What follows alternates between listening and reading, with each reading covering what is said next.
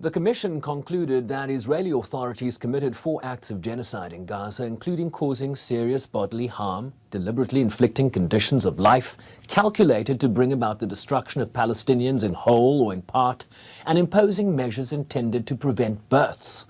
The report further finds that explicit statements by Israeli civilian and military authorities and the pattern of conduct of that state's security forces indicated that the genocidal acts were committed with intent to destroy Palestinians in the Gaza Strip as a group.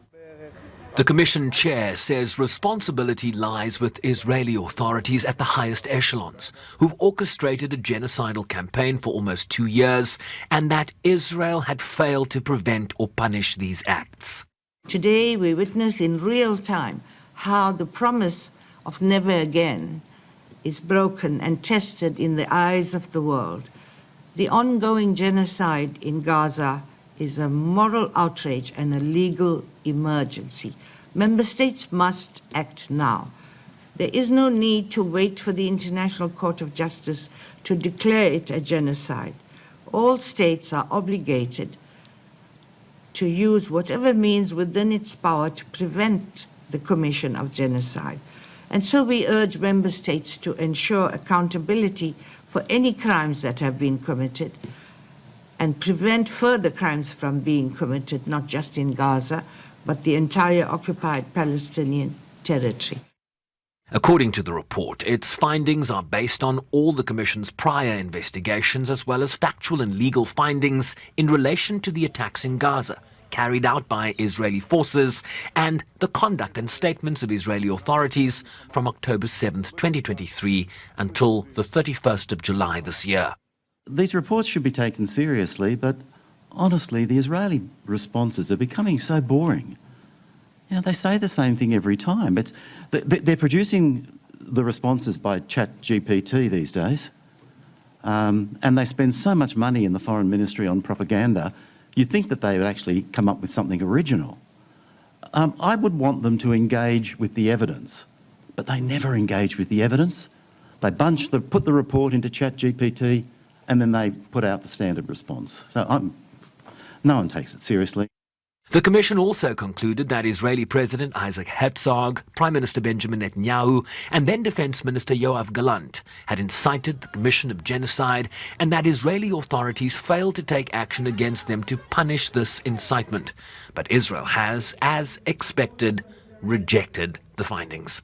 Israel categorically rejects the libelous rant published today by this Commission of Inquiry. It spreads the malicious genocide narrative. The report diverges from the mandate of the Commission, yet again stressing their biased analysis. I pose to you to read carefully this 72-page report and try and find the word Hamas. Hamas does not exist. It is some alien that attacked Israel on the 7th of October. These claims in the report rely on misleading statistics, unfounded apocalyptic projections based on weak data, on the conflation of credible and unverified evidence. The Commission urged the government of Israel to comply immediately with its international legal obligations, including to end the genocide in the Gaza Strip and fully implement the provisional measures ordered by the International Court of Justice. I wish they'll tell us where we went wrong on these facts, or just cooperate with us if they had done any investigations. It is our hope that this report will be read by the higher-ups, including the Secretary-General at the United Nations, because they too are trained to be guided by the facts. So the facts should influence high-level leaders at the United Nations also to call this what it is, the genocide. The Commission was established by the UN Human Rights Council in May 2021 with a broad mandate to investigate all alleged violations of international humanitarian law and all alleged violations and abuses of international human rights law, leading up to and since April 2021 in the occupied Palestinian territory, including East Jerusalem and in Israel. Their latest findings expected to bolster South Africa's case against Israel at the International Court of Justice in The Hague. Sherwin Bryce-Pease, SABC News, New York.